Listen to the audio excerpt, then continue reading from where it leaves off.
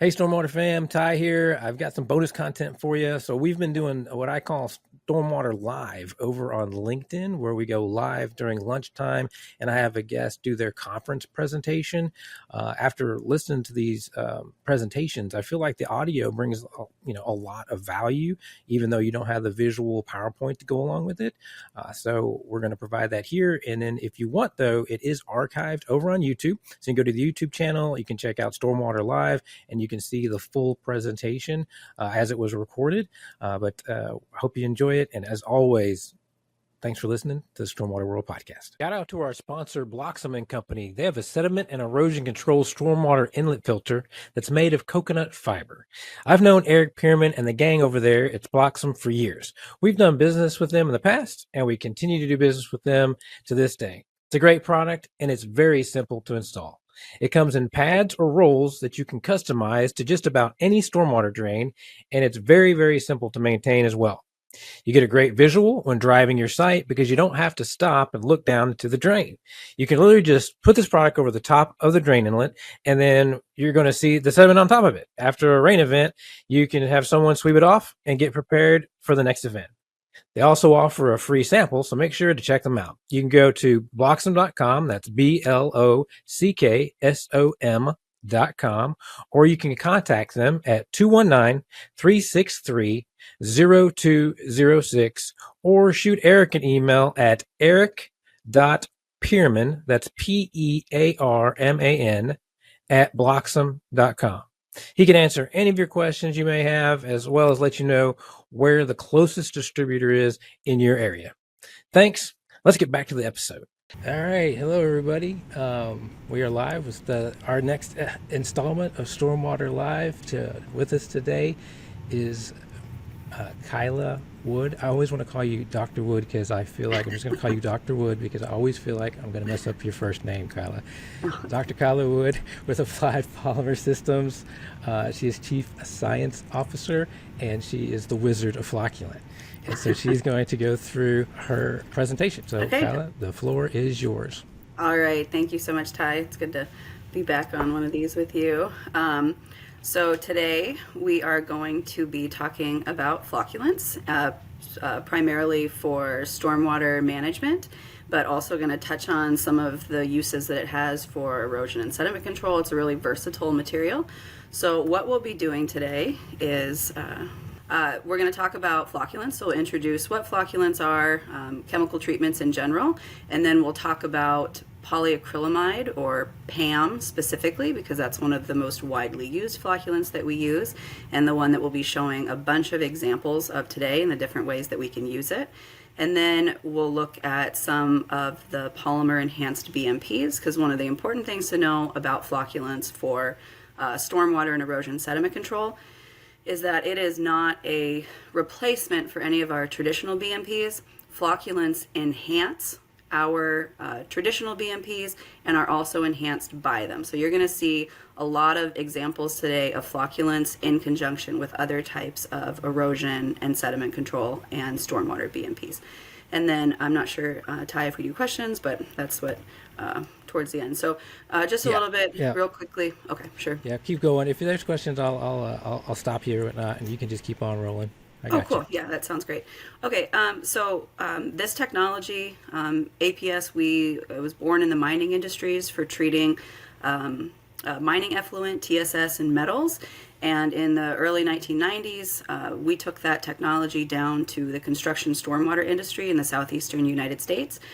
So what we really focus on is making sure that we're using high quality products that have been toxicity tested and are really a high grade and are safe for aquatic organisms. So we're really going to focus on making sure we're using products that are safe for the environment, since we're doing a lot of these treatments out in the open environment on our construction sites. So again, PAM's not just for water treatment, it's also going to be used for soil stabilization, erosion control. It helps establish vegetation. The USDA has been researching anionic PAMs, or polyacrylamides, for decades to improve crop yield. We can again also use it for water treatment. We'll talk a lot about how that works and how we use that to remove metals and sediment and things of that nature. So a lot of versatility in anionic PAMs and how they can be used. So first of all, why flocculants? And shoot, Ty, this isn't, it's not going to cycle through my pictures. Having some technical difficulty with these PowerPoints. So you can't see me I see I see the Y flocculants. I do see the stack of images. And it's not advancing. It's not going through them. It's just the cool demonstration you guys do. Now I'm on chemical treatments. Okay. Are you back on Y flocculants? Yes.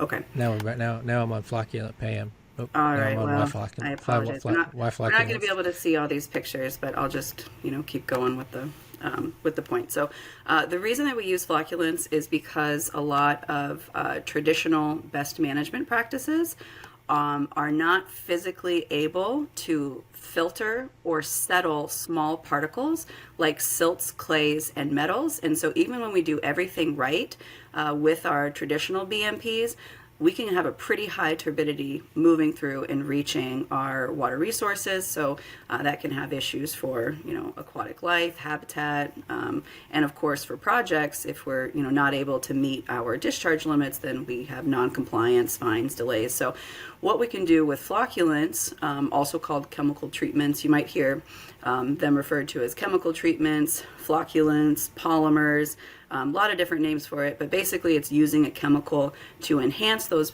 traditional BMPs so that we can get out those challenging and difficult to remove contaminants. So what is a chemical treatment? Well, flocculants and coagulants, they're different chemicals, but they have similar functions. So basically what these do is they take small particles, they agglomerate them and bind them into bigger particles, or what we refer to as flocs.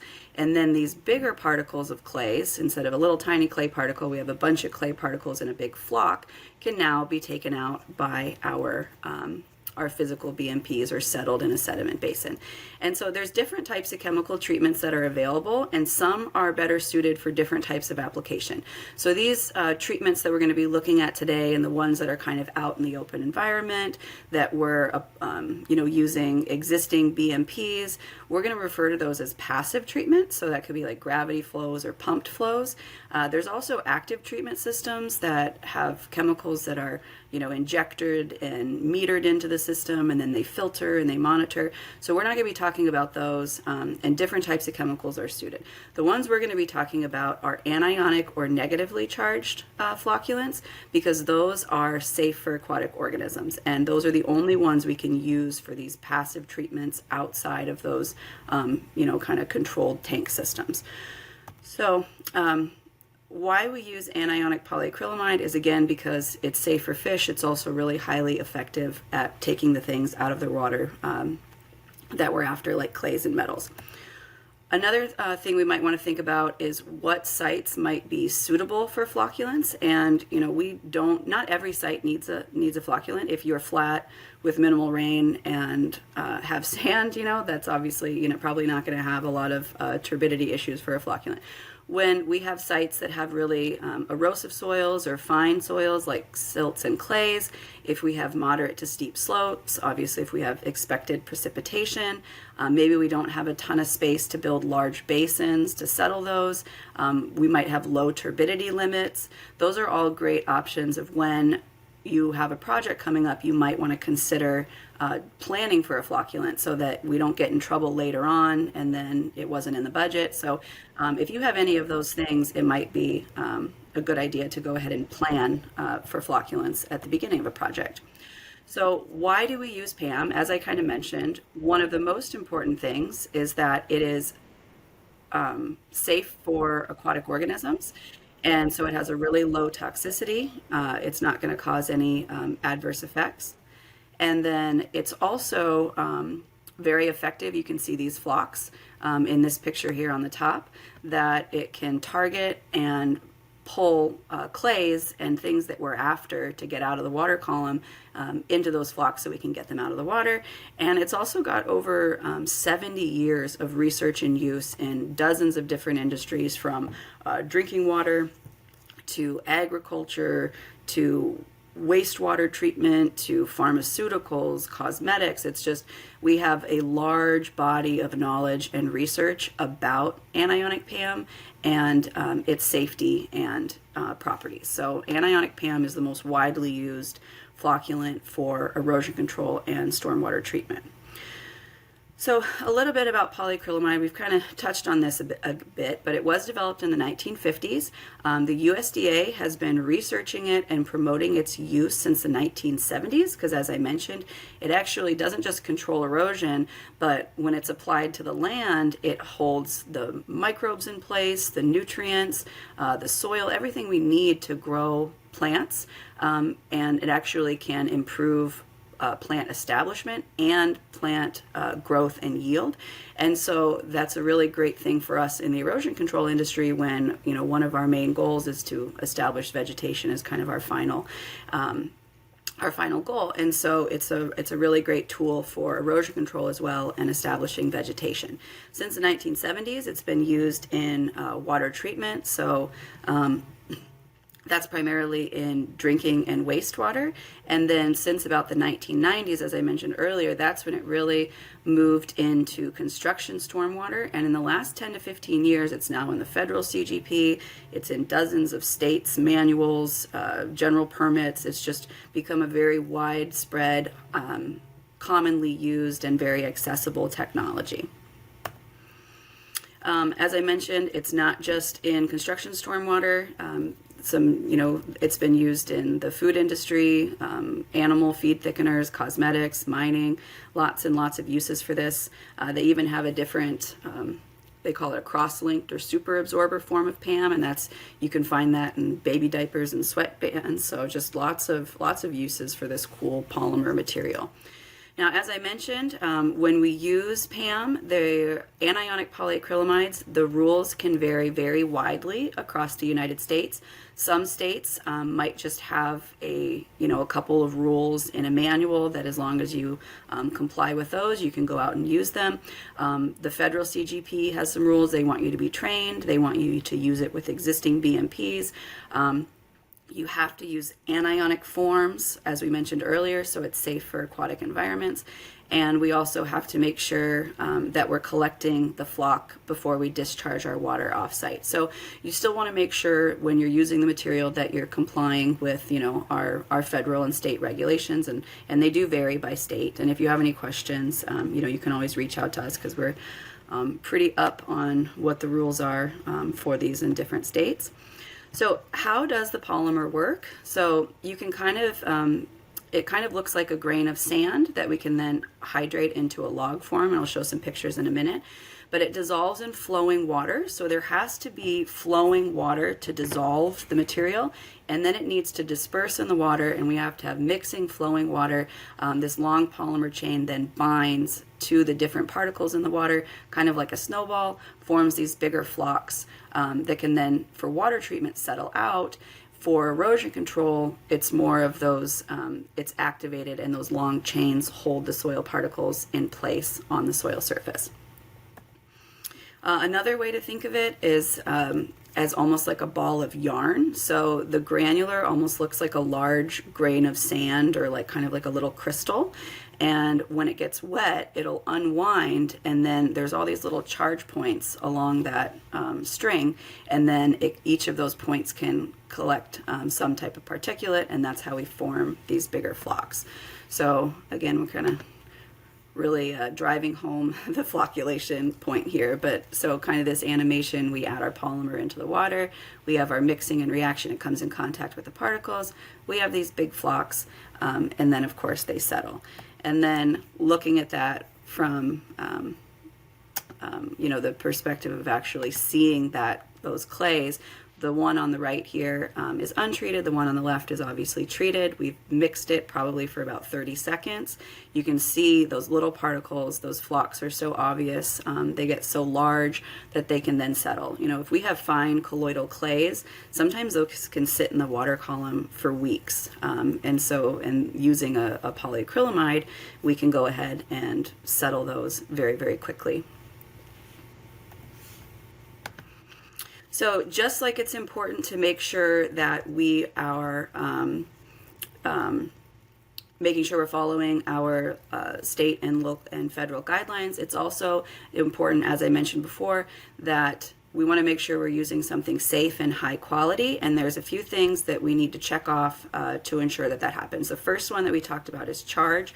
The reason for that, we keep talking about anionic, is that fish and other organisms have negative charges on their gill surface, and so anionic or negatively charged polymers will repel. Again, opposites attract and like charges repel, and so it'll repel from those, and it doesn't have an effect on fish and aquatic organisms. Cationic polymers, which are positively charged, are actually will attach to gills on organisms and can cause toxicity at a really low amount. So there are cationic chemicals that we use for stormwater. They are confined to active treatment systems where we're very closely monitoring how much we're using it, filtering it, and testing the residuals.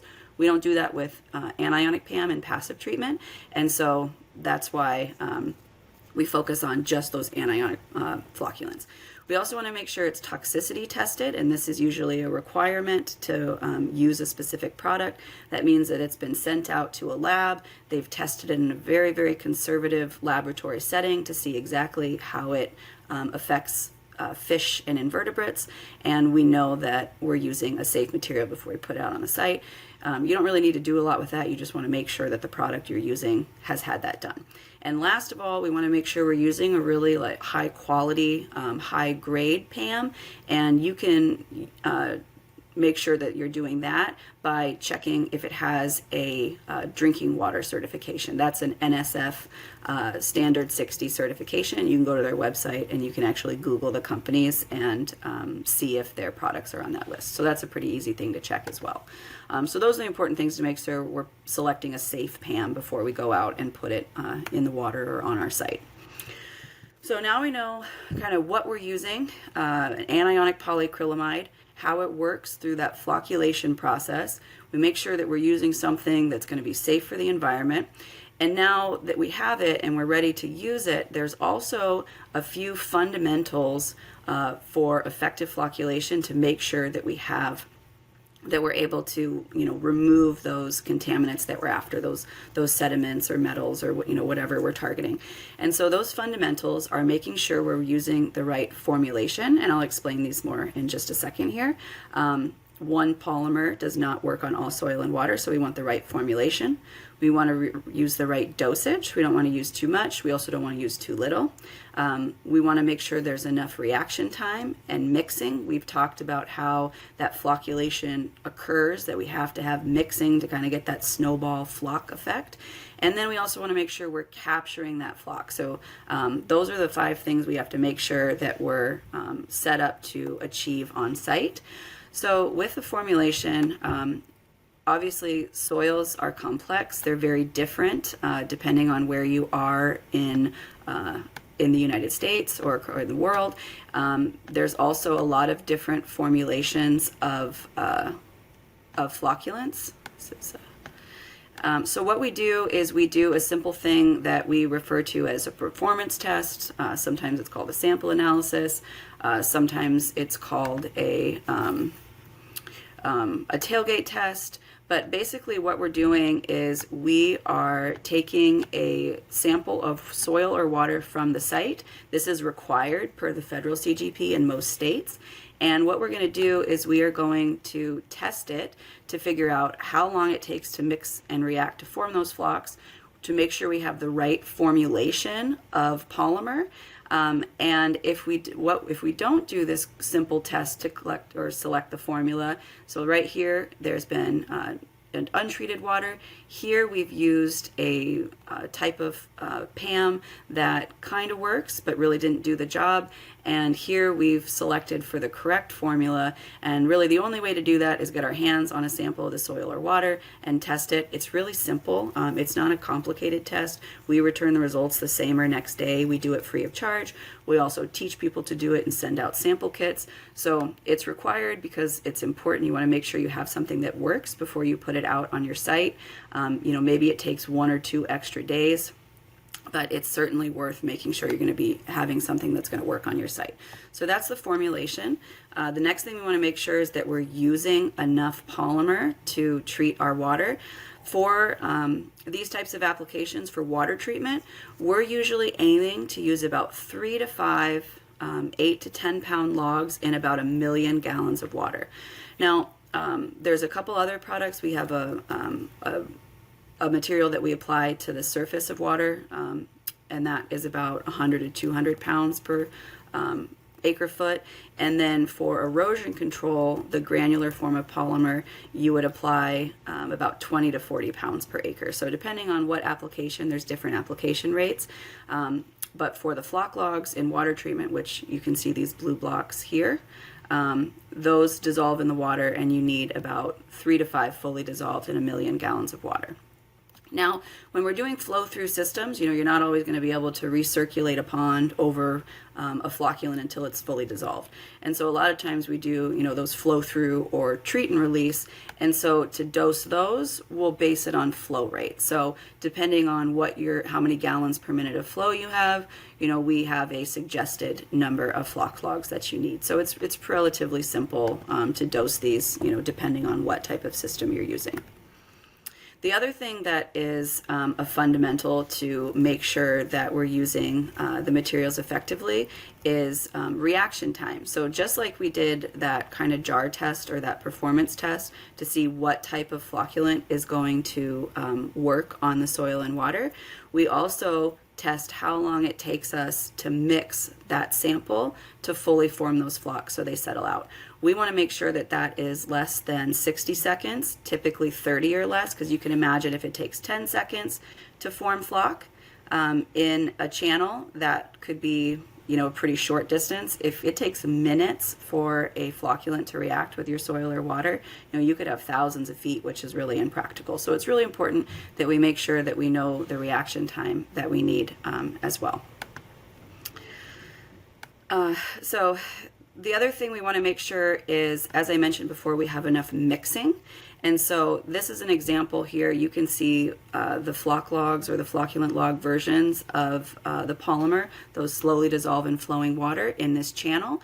And you can see the turbulent water that's flowing over there. They've kind of created, used these structures here to create more mixing to get better reaction.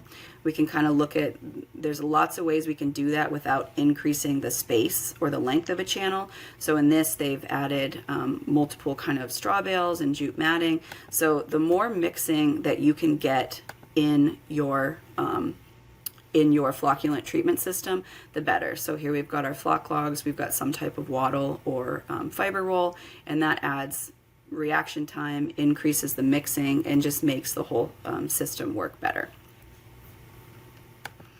And then finally, so now we've picked the right formulation, we have the right application rate for what type of treatment we're doing.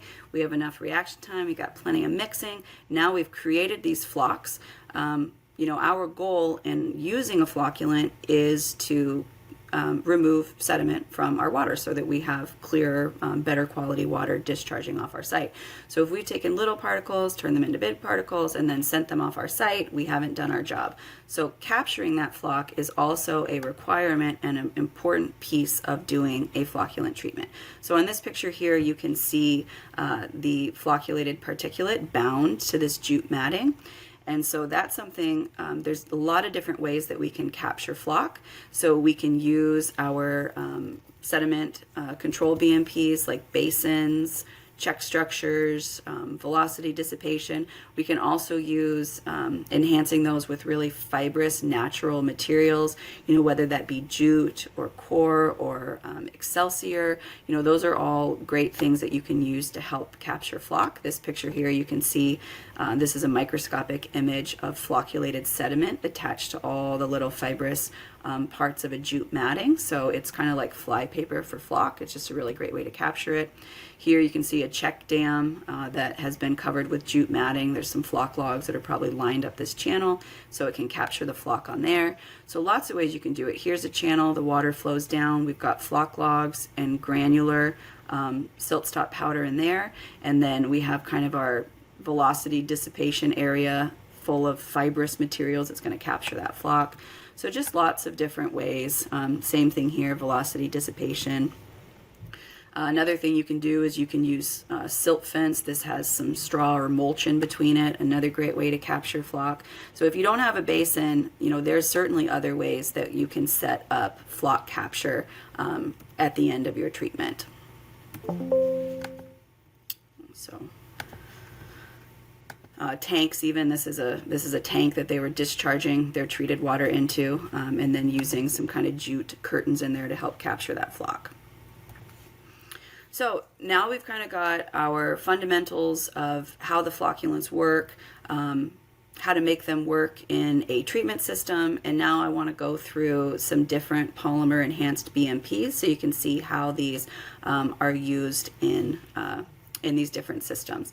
And so I did want to, I think it might have been covered by a picture up there, but I did want to just briefly, the types of PAM products is, I had mentioned when it's made, it kind of looks like a granular, like a grain of sand or a little white crystal. And then we hydrate it into a floc log form that's for water treatment. The granular form of the polymer, we can apply it to sediment controlled BMPs. We can apply it to the land for erosion control. There's also a concentrated liquid emulsion form that they can use for hydroseeding, for dust control, and we'll show those in a minute. That's not used for water treatment just because it has some emulsifiers and surfactants in it, but I just wanted to briefly mention those three different main forms because those are going to be a lot of examples here that we're looking at. So the main polymer enhanced BMPs that we'll look at a couple examples is, again, using the granular and the liquid form for erosion control with the benefit of better vegetation establishment. And of course, we'll look at a lot of water treatment examples, so that we're using to take out turbidity and metals. And then at the end, we'll look at kind of a couple cool, maybe lesser known uses of the flocculants. You can actually use it for sediment thickening or demucking, where you add the granular to really high water content. You can thicken sediment for like pond cleanouts, and you can also use it for dust control. So we'll look at a couple of those examples right now. So let's start with water treatment. We often see the flocculants used in kind of these open channel systems, but really as long as we're able to accomplish those flocculant fundamentals of that, enough mixing, enough reaction, and a way to collect those particles, there's really a lot of ways we can use the flocculants for water treatment. We can use them in open channels, we can use them in pump and pipe systems, we can put them in drains, so obviously we don't always have open channels on a site. We can use them in conjunction with tanks. It's not active treatment, but there's ways that we can use tanks in our treatment system. It's like we have space constraints. And then kind of a crazy one, we'll look at some of the mixing grids. We don't do these very often anymore, but they look pretty cool. So we'll look at those in a minute. So these are just kind of pictures before we look at a couple more examples.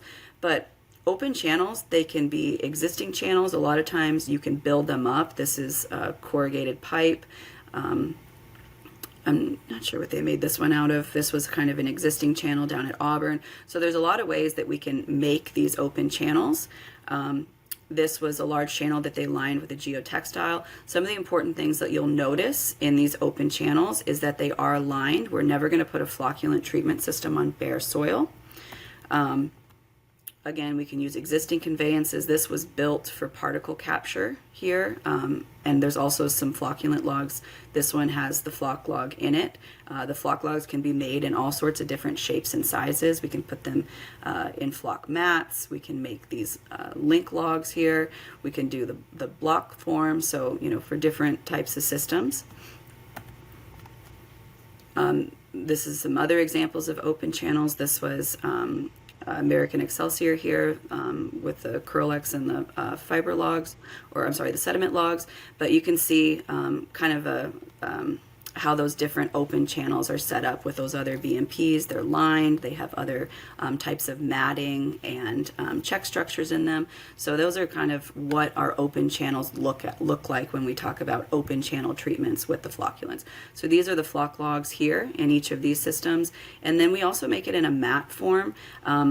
You can use both granular and the log form in these channelized water treatment systems. Some of the benefits of the different types, there's actually granular polymer applied to these sediment logs as well.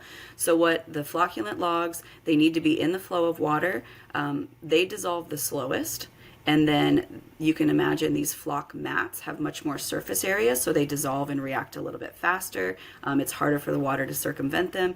And then the granular polymers, which are applied to the matting and to the sediment logs, dissolve the fastest. So a lot of times we like to use a combination of these to get best results, and they all have advantages to using the different forms of flocculants in these treatment systems.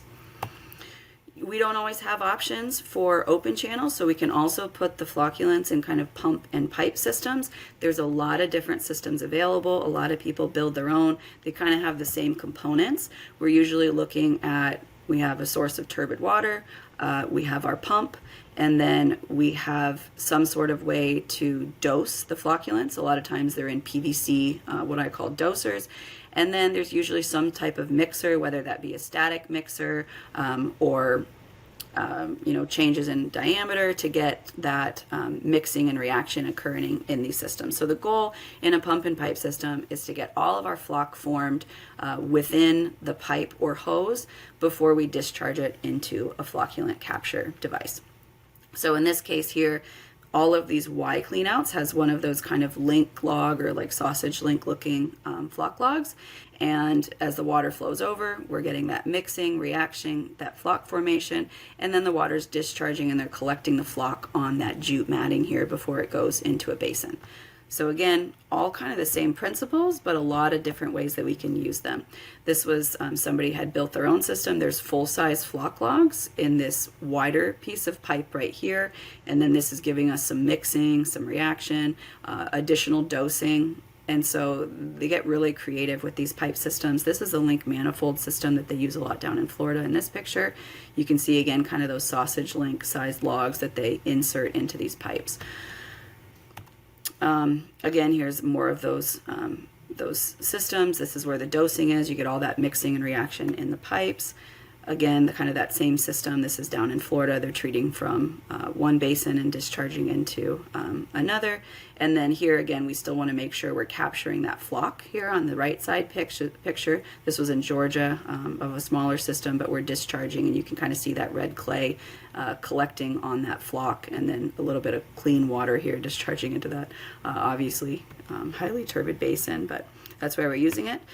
This is another example. This is a floc hog. This is they use this a lot in the Midwest and Illinois, but this is a dosing system right here, and then they have our mixing and reaction in the pipe. So lots and lots of different system and ways to use these flocculants. As I mentioned before, we can also use them in drains. So again, not always open basins. Sometimes we're in a phase where a lot of our conveyance systems are underground. So you can put these in storm drains.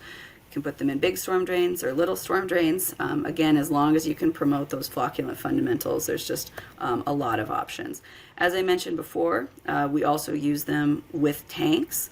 And so these kind of all have the same principles, is where we'll dose the tanks use the tanks to start the reaction, and then we usually have some additional reaction and floc capture outside of the tank as well. So in this one, they were pumping water from this basin, discharging it over some floc logs here at the beginning of the tank. They had created some straw kind of baffles in here, so it was slowly collecting the created floc. And then down at the discharge of this tank, they sent it through some additional kind of reaction time here, and you can kind of see that darker sediment collecting on that straw mat. So this was another tank example. They kind of built what we call a launder system on top of this tank. So they're pumping the water out into this blue tube at the top, which basically has all these logs tied inside of it. And then the water flows over and around them and then discharges and collects the floc in these subsequent tanks. So again, it's not a fully active system, but we can use tanks again if we have space constraints, and there's some ways to do that. Like this one, they were pumping water up from a basin and discharging it onto some floc logs in this tank, and then they're getting some mixing and reaction. There's another floc log here, and then they put a bunch of jute matting down the channel to collect the floc. So just lots of different ways to do it. As I mentioned before, this is kind of old school. We don't do this very often anymore. You can see it looks pretty labor intensive to build these mixing grids or mixing chambers that we like to call them. But this was at an aggregate washing facility in Canada, but they had 4 basins, and they were putting a treatment between those 2 basins and didn't have a lot of space. So they built this mixing grid, and you can see the floc logs that are kind of staked down in between there. What this does, it just gives them a lot of mixing and reaction in kind of an open channel setting in a small footprint. So this was really intense. This one was down in Georgia. You can imagine why we don't do this very often, but it just kind of shows like all these different ways that you can use these different flocculants. So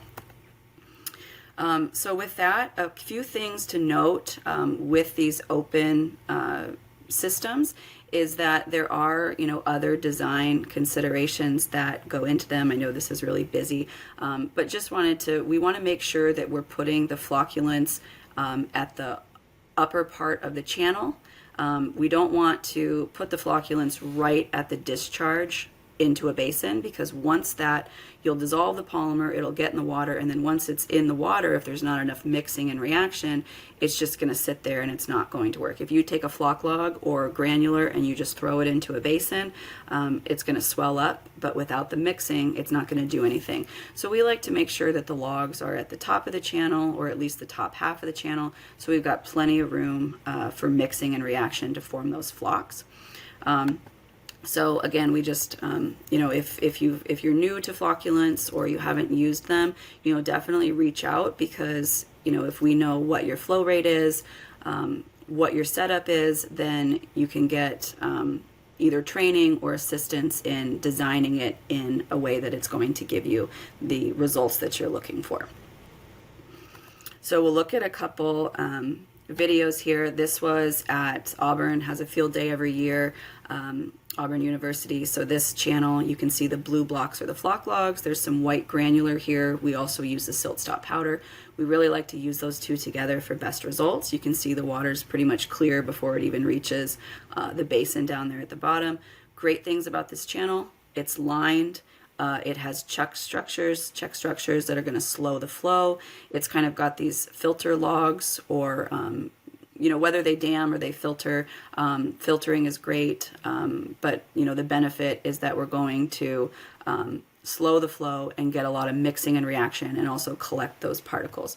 So you'll notice in these kind of video examples that we're showing here, I got 3 of them, but kind of the same thing. We have our flocculant logs at the front of the channel. I don't think they applied the powder to this one specifically.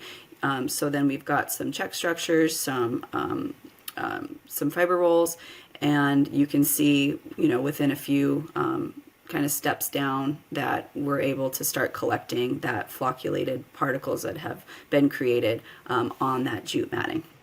So again, we're really promoting those fundamentals. This one was a really great channel. Again, that's that, I think I showed a picture of that American Excelsior channel. But so the flocculants are at the front. There's the floc logs, there's the floc log mat, there's granular applied to that Curlex sediment log. And so again, the benefits, it's lined. We have all these natural rough fibers for these flocculated particulates to collect through. This specifically has a sediment log that filters the particulate. It allows it to flow through. So as that floc's forming, it's being captured. We probably didn't need those 2 logs there because you can see that the water is already pretty clear as it's coming out after the first sediment log. But so then we have our floc, it's been captured on the matting, and then we have our clear water moving through. And so those are all those different pieces that really we need to come together to create these really effective treatment systems. And, you know, as I mentioned, we often do, you know, 100 to a couple hundred gallons per minute up to thousands of gallons per minute, as long as we're able to, follow those fundamentals and use the right formulations. So we kind of looked at a few examples of these existing stormwater structures with just a few more pictures. This I'm not going to pull through all these, but just some other examples of those pipe systems. This is a closer of the sausage log or the link log. And this one is all pictures, but we'll go through this. So some of the other polymer-enhanced BMPs, obviously sediment basins are, pretty no-brainer to enhance with these. We have existing conveyances that lead into our sediment basins, so we can just apply a flocculant somewhere in those, and we can settle them much more rapidly. What we can also do is enhance existing check structures. So this is granular powder being applied to jute matting on top of a rock check. Normally a rock check dam would help us slow the flow, settle out our bulk, heavier, larger particles, but our fines would move through. By enhancing these with the granular polymer, maybe putting the floc logs somewhere in this channel, we can turn those into kind of water clarification devices. Another great thing that we've already kind of talked about, but there's a lot of research for this at NC State University. You can kind of see the powder applied to this wattle. So you can apply it to the matting above, on the wattle, and right below. And the granular, again, is a great way to enhance those to make them better at removing the turbidity and removing those fine particles. Similar here, we can see the floc logs underneath these jute wattles or core wattles. So we're just enhancing, again, as I mentioned, the flocculants enhance those BMPs, and the BMPs enhance the flocculants. And again, kind of that same thing. This has been a treated wattle here with the flocculant. This is what we refer to as a sediment retention barrier. Sometimes you don't always have channelized flow, and we still need to clarify turbid water. So here, our silt fence. The silt fence is typically those pore sizes are too large to collect clays and silts. And so what we do is we can put 2 rows of silt fence, and we can actually apply the granular form of the anionic PAM to the straw or mulch in between. So now the turbid water kind of moves through, it reacts with the granular PAM in here, forms those flocs, they collect on the straw or mulch, and then we have our clear water moving out the outside. So SRBs, they actually have a spec for those in Alabama. We've tested them at one of the Auburn fields. It's a really great perimeter control or kind of sheet flow or slow moving channelized flow enhancement. We can also use the granular to enhance all sorts of different kinds of mattings. Obviously, natural rough fibers are the best. You can use granular forms of the PAM by itself for maybe a very temporary stabilization, like a stockpile or something like that. But in almost all cases, you're going to want to use the PAM with some sort of cover, because that's going to make it last much longer and be more effective. If you use the PAM by itself, you're probably going to have to reapply every few rain events. this was an example, again, kind of going back to that erosion control, and sheet flow clarification is one of the benefits of the PAM, is that it's not just going to stop bulk sediment and erosion by holding those soil particles in place, but it also flocculates those fines as the water moves down the slope, so we can improve the clarity of that runoff water as well. So this is kind of a comparison of jute matting with the granular polymer applied to it compared to another type of erosion control matting. Those chemically enhanced mattings really make a big difference in terms of the clarity and effectiveness of those mattings and that erosion control. Polymer-enhanced hydroseeding, if you've used a hydroseeding or a hydromulch mix, it probably already had some sort of PAM involved in it or in it, but it's really common. It really helps to hold all those different things together, just as we mentioned before, why the USDA promotes it. If you do a hydroseeding or a seeding application, that PAM basically works as a tackifier to hold all that stuff in place. So using that for hydroseeding, is a really common application as well.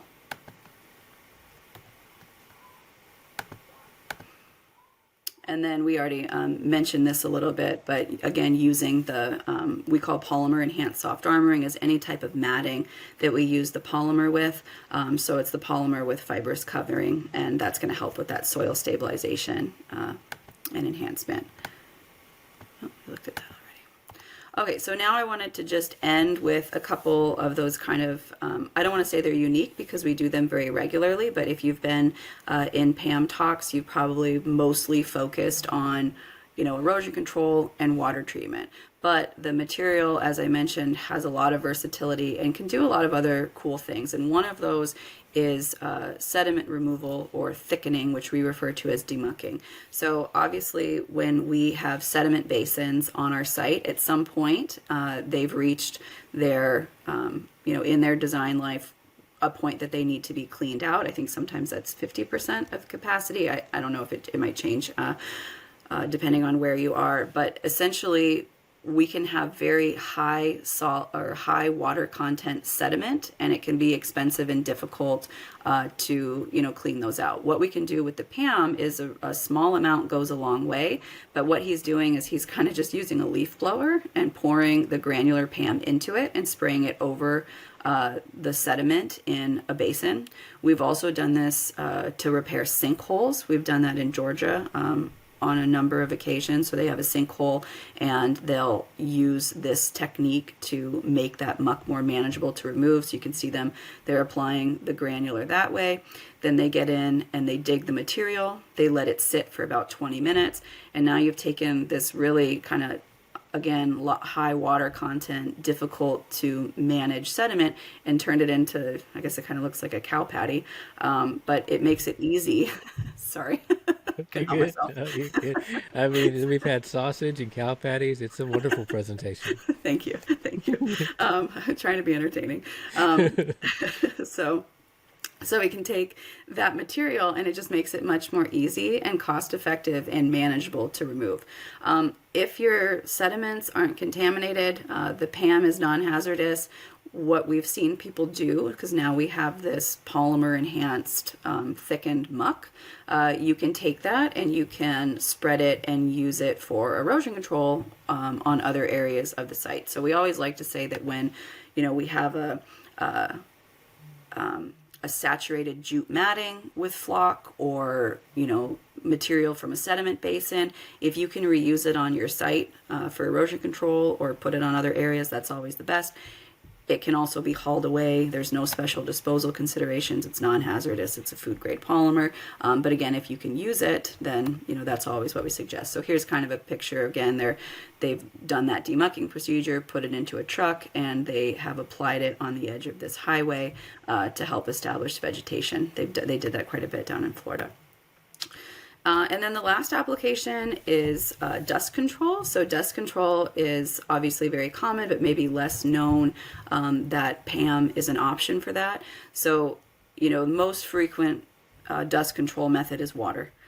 After it's obviously, especially when you're in areas that are experiencing a drought, and that's why we have dust, using a lot of water to manage that issue is not ideal. Other options are things like magnesium and calcium chloride. So they use salts, which can be effective for dust control. I'm from the Midwest. I'm up in the Upper Peninsula of Michigan, so we're even a little too cold for salt most of the time in the winter, but a lot of places in the Midwest use a lot of salt for the roadways. And so when we use salt products for dust and things like that, those can eventually end up in receiving systems and increase the salinity. So PAM offers a really great non-salt option, just like it aggregates particles in water and on a soil surface. It will hold those dust particles in place. It also, it's a water soluble polymer. It doesn't absorb a ton of water, but it still absorbs some water. And so when you apply it to the soil surface, it holds some moisture, and it also holds those particles in place. So it significantly decreases the amount of water. If you're in an undisturbed area, it could be weeks before you would need to do a reapplication of the polymer or the water. If you're doing haul roads, which is a relatively common application, if it's continually disturbed, you can imagine you're kind of breaking up that that surface that you were holding together. And so that might be, a few days where you have to do a reapplication. But that could be, in comparison to, sometimes you're going by, 5, 6, 7 times a day in very hot regions for dust control. So a really, really great option for dust control as well. So with that, again, we talked about anionic polyacrylamide, why we use them, making sure we're following the rules. We're using only anionic products, making sure they've been tested, they're good quality. We're using them correctly to promote flocculation. We have the right formulation. There's probably half a dozen different formulations of the flocculant logs, kind of the same with the granular. So one's not going to work on all, and so it's making sure we're using the right type, getting enough mixing and reaction. We enhance other BMPs, they enhance us, and then of course capturing those particulates. And then as long as we're following those rules, then we've got a safe and effective way to remove those really challenging particulates. So with that, I use us as a resource if you have any questions. We're a manufacturer, but we don't just sell product. I think it's really important to make sure that people are properly trained. It's good for everybody because they will get the correct results. The products will be used correctly. We do the sample analysis. We'll help with product selection, dosing calculations, where and how to install, permitting and regulatory if needed. So, if you have any questions, please, feel free to reach out because that's what we're here for. And with that, I really appreciate your time. And Ty, I thank you for having me today. Hey, I just want to say, thank you so much for taking the time to go through the presentation. It's a lot different than what we did on the podcast, obviously. Got kind of just a chance to chat. And I really feel like that your presentation is definitely a refined presentation. It's great because every time I thought I had a question, there came your answer. So this is definitely not the first time this presentation's put together. It was fantastic. I think it's really good information. I like it. I could talk about that. I just think it's really, it's just neat. It just gets my nerd going. I just let's, and so, anyways, we may or may not have some flocculant now, just so you know. Eddie had some leftover stuff at Suswa.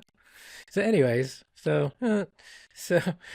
there might be some weird content that comes up on my LinkedIn soon, and I'll give you guys a shout out when it happens. But anyways, those of you that were able to make it live for us, we didn't have any questions. I really feel like it's because you answer all the questions.